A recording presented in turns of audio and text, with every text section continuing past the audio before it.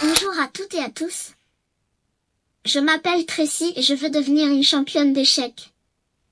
Veux-tu apprendre avec moi ce jeu incroyable?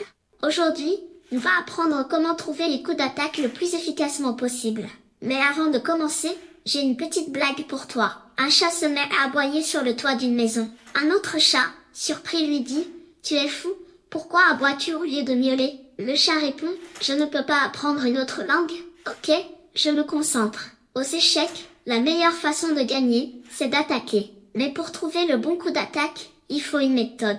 Je te propose celle-ci qui est facile à retenir et à appliquer. Il faut que tu cherches les coups forcés. C'est quoi un coup forcé, tu vas me dire? Eh bien, un coup forcé, c'est un coup qui ne laisse pas beaucoup de choix à ton adversaire. Il va devoir se défendre, et cela, vous les humains, vous n'êtes pas très forts pour défendre. C'est vrai, vous finissez toujours par commettre une erreur à un moment ou à un autre. Donc, je disais qu'il fallait trouver les coups forcés.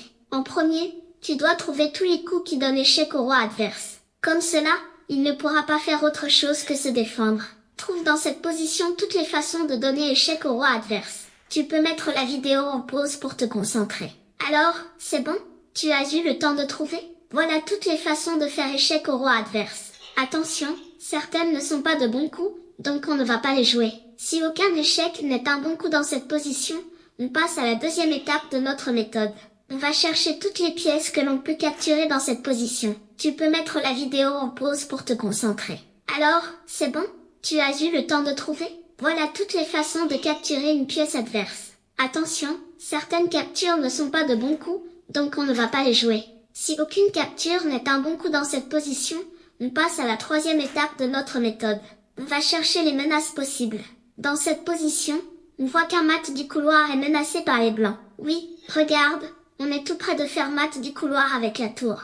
Le seul problème, c'est que la dame noire défend la dernière rangée. Donc on va menacer la dame noire avec notre dame et c'est gagné, soit on mange sa dame, soit si les noirs nous capturent notre dame, alors on fera échec et mat avec notre tour. Voilà, applique ces 3 phases de la méthode pour attaquer ton adversaire à chacun de tes coups. Après l'ouverture bien sûr. Et tu gagneras beaucoup de parties, car celui qui attaque a souvent la victoire qui l'attend au bout. Bravo, tu peux maintenant effectuer les exercices dans ta brochure. On se voit bientôt dans une prochaine vidéo.